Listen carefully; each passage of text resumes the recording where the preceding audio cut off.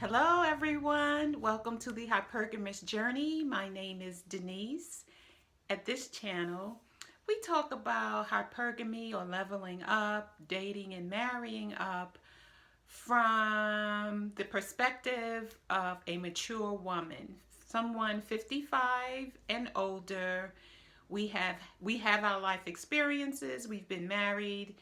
We may still be married, divorced. Our children are adults or almost adults. We have our grandchildren.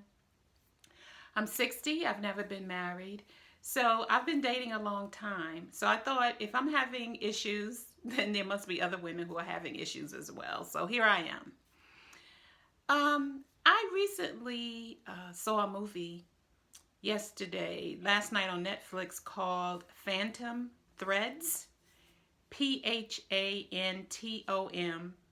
I think that's how you spell phantom, like Phantom of the Opera. So it's Phantom Threads, Threads, like the needle and thread that you sew with. So Phantom Threads, and it's basically based. Daniel Day-Lewis, he's an excellent actor, is the star, and he's a London-based dress designer who designs dresses for all of the high society, wealthy people in London.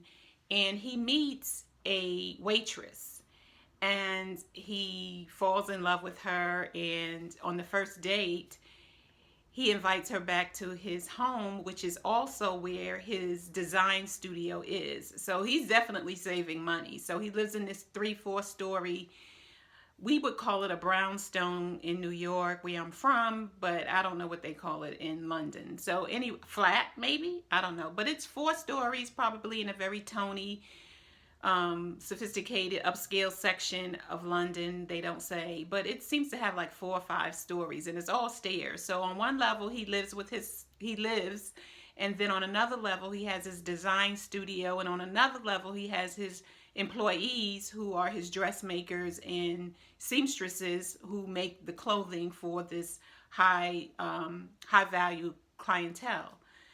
And so basically this 20 something year old woman moves in with this 50 something year old man, and he's weird. He doesn't like noise, he doesn't like normal body functions and behaviors.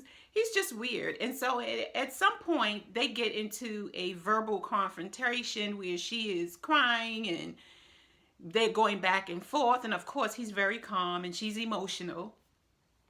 And she's saying, you like playing games, you like playing games. And she keeps saying that in different ways.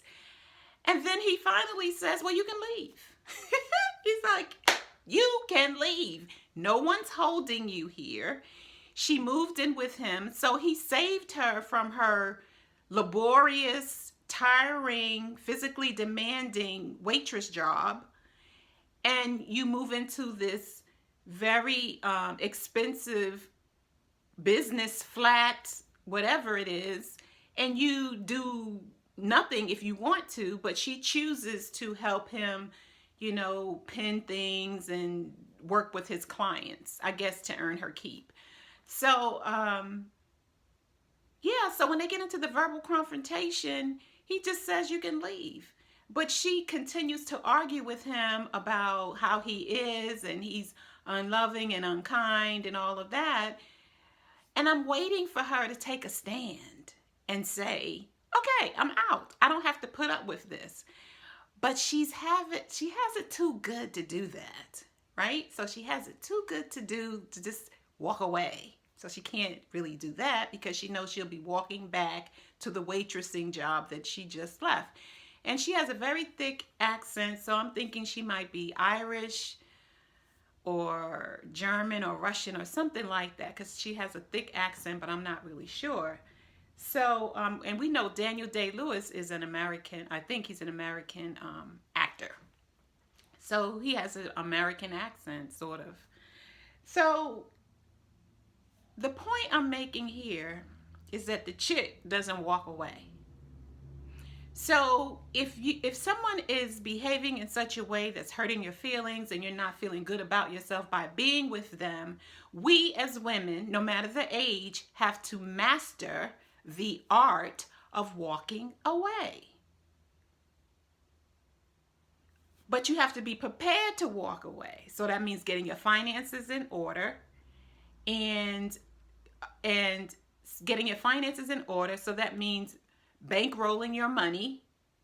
But it didn't appear that he was giving her any money. So she was being housed in a place in a nice part of town.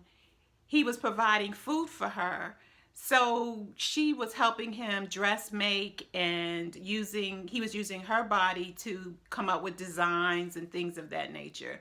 So there was a reciprocation in different ways. But okay, so let's break it down to ordinary folk like you and I. First of all, we have to know what we want and not be afraid to say it or give off the feminine energy of it. We have to value ourselves so much and be in alignment with our conscious, subconscious, and superconscious minds that we believe we're entitled to get what we want, whatever that is. We each are deciding it for ourselves. So finances are in order so we can leave if we need to or have to, or basically want to. And part of that also is getting your mind together and saying, I've had enough and I'm leaving. Now that's what situations where you are already in. It's pre-existing and you just are fed up and you've had enough. That's one way of mastering the art of walking away. Regardless of how much time you've spent. So you've been with someone 5 years or 10 or 1 or 2. It doesn't matter the length of time. You decide, you get the 3 levels of your mind together, you get your finances in order. I did a video with Dr. Judge Judy, said once you don't have any money or you give it your power away, your finances to your partner, it's over for you. And you know how Judge Judy is. She's to the point. It's over. So the finances, your mind, and that's when, and I'm talking about if you've been in a situation for a long time. Now, let's take the art of walking away to someone you just met. We are excited about the potential of what it could be. We've been doing our hypergamous work inside, getting our mind together, believing that we deserve whatever is we want out of that partner, and working on our feminine energy so that we can be the, as the universe guru calls it, the reciprocal of what we want. So if we want a masculine energy man who is a provider and a leader, then we're working on being feminine, soft, and trusting his leadership. Now we know we give trust a little at a time. We just don't dump it on the man, but we give a little bit at a time. So we just met him. And so 3 or 4 months in, we noticed some things about him.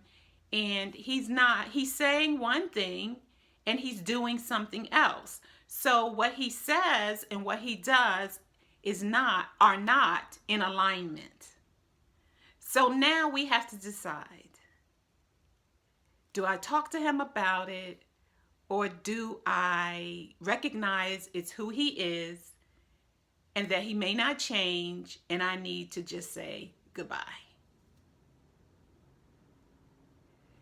What keeps us, I don't care if it's 3 dates and 30 days or 3 years or 30 years in, is our fear that we're going to lose something, or we've put so much work and energy into the relationship and now we're going to walk away and it's all lost. If that's our perspective, then we'll just keep staying. We'll just keep staying. But if our perspective is, this doesn't work for me, I deserve better, I have money, yes, it's going to uproot my life, but in the long run, we take the long run view, we take the long view, I'm going to be a better person, I'm going to be happier, and I can do what I want to do. For instance, maybe he eats one way and you would like to eat a different way, but to please him, you're fixing the meals that he likes, and we don't have enough discipline not to eat as much of that. So when you move out and move on, now you can eat the way that you really want to eat. You can focus all that time and energy and emotional energy on yourself instead of him. Will it be easy? Heck no. But what is? But we're worth it. So master the art of walking away, whether it's 3 months, 3 years, or 30 years. Get your finances in order. Get your mind in order. And if you need support, emotional support, start talking to your confidant, the friends that you trust, about the move that you need to make. Maybe write it down, what steps you're going to take. But we have got to master the art of walking away, whether it's 1 date, 2 or 3 dates, or many years. It benefits us in the long run. Thank you for watching. If you like this video or any of my others, like, subscribe, share, click on the notification bell, and don't forget the statement journals are available at Amazon. Bye!